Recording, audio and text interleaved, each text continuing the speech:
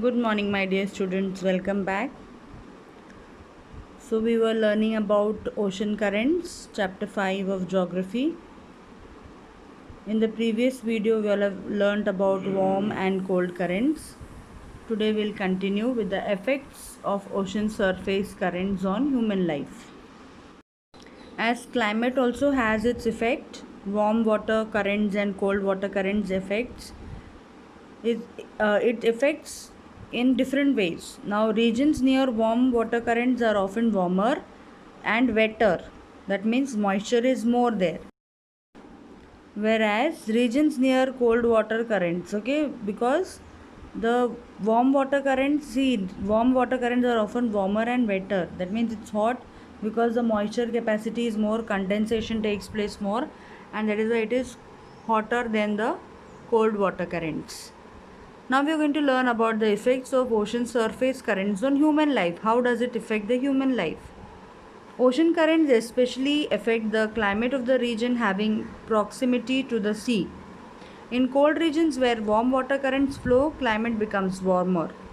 In some regions, the amount of precipitation increases. As I told you all, the precipitation increases. For example, the warm water ocean currents flowing near Western Europe, southern Alaska, and Japanese coast reduce the intensity of the winters there and make them warmer. If ocean currents would have not been there, children, we could have imagined the water being still there without any movement. But as warm water and cold water currents are there, the water keeps on changing its position. In such waters, the biotic components would have been devoid for food. That means, if there is no movement in the water, there would have not been any growth like these algae, planktons, etc. So the aquatic animals would have deprived from their food. Consequently, marine life and its ecosystem would have been limited in its extent. In regions where cold and warm currents meet, planktons, vegetation, algae, etc. grow.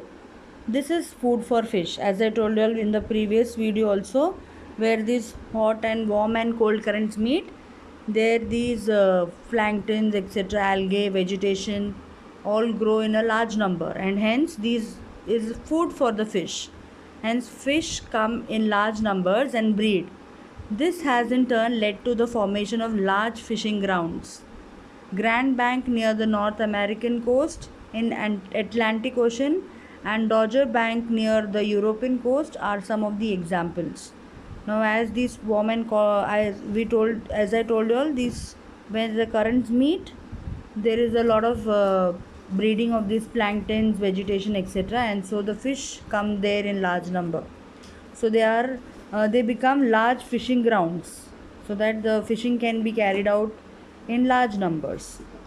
With respect to the water transport, the ocean currents are very important. If the transportation is done according to the flow of the ocean current, the speed of the ship increases and the fuel is saved too. Obviously, transportation also needs ocean currents. If the transportation is done in the direction of the waves, automatically the fuel is saved and the speed of the ship also increases. Then, near the coast where cold currents flow, the amount of precipitation is low. For example, in Peru, Chile, and arid deserts of southwest Africa. At places where the cold and the warm currents meet, thick fog is formed. Now, obviously, when hot and cold come together, these they meet in the temperature they exchange, because of which there is form created. A lot of fog is formed. Such fog creates problem for transportation. Then what happens when this fog is formed? It becomes blurry. Yes, even in winter season we have seen so much of transportation problem happens because of the fog. So it creates problem for transportation. The warm Gulf Stream and the cold Labrador currents meet near the Newfoundland island. This leads to dense fog, because here what happened? So now you see this Gulf Stream and the cold Labrador currents meet near the Newfoundland Islands. Can you see in the screen? This leads to dense fog. Because of the cold currents, icebergs are carried away from the polar areas.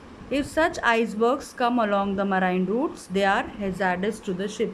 Obviously, when these icebergs are carried out because of these currents, the ships which are sailing in the water may have a big accident which may take place. Yes or no? So it can become hazardous to the ships. Moving to the next topic, children, I hope you all have understood till here. Next is the deep water ocean currents or the deep currents. Water currents beyond the depth of 500 meters are known as deep water ocean currents. These currents are formed due to the differences in temperature and density of the water in different parts of the ocean. This is known as thermohaline circulation. Now see children, what is it known as? Thermohaline circulation. Because of the temperature and the density of the water, the differences which are formed are known as thermohaline circulation. Keep that in mind. These currents flow till the seabed of the ocean. Directly till the seabed it flows. They flow like rivers continuously below the surface of the sea. Even though if you feel that the surface is quiet and calm, these deep water ocean currents flow like rivers below this surface water. Okay? Then the difference in temperature of various parts of the ocean is the major reason behind the deep sea currents. Warm water has lower salinity and density. Such water comes to the surface of the sea. As we have seen that when the water becomes warm, it starts coming up and then there is a circulation, as we have seen in the experiment in the starting of the lesson.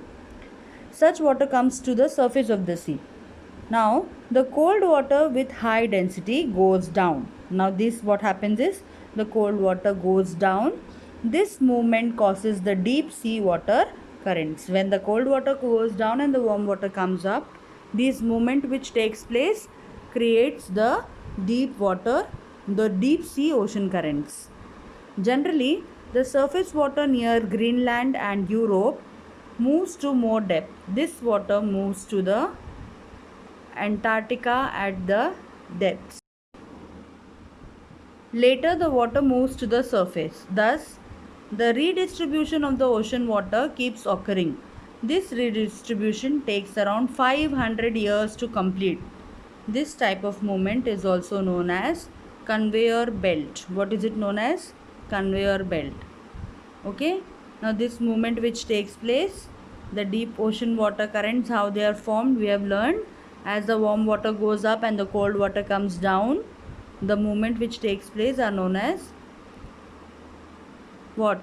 Circulation, thermohaline circulation. And then the surface water, the near Greenland and the Europe moves to more depths, and we have also seen that it moves to the seabed. Okay. Now, importance of deep ocean current. Due to the thermohaline circulation, movements of sea water occur on large scale. Because of this circulation, ocean water moves from the surface to the bottom and from the bottom to the surface. Warm water is transferred to the bottom from the surface and the nutrient-rich cold water is circulated to the surface. Now see what happens because of this circulation. The nutrient-rich cold water, which is filled with nutrients, is moved to the surface. Okay, because of the thermohaline circulation. Okay children, now see, always remember children, the ocean currents do not flow very close to the coast. They flow near the lower limit of the continental shelf. Even though the velocity of the ocean current is less, the water carried by them is immense. Under the influence of the westerlies in the mid latitudes, the ocean currents flow from west to east, but near the equator they flow from the east to west. This leads to a circular pattern. Okay.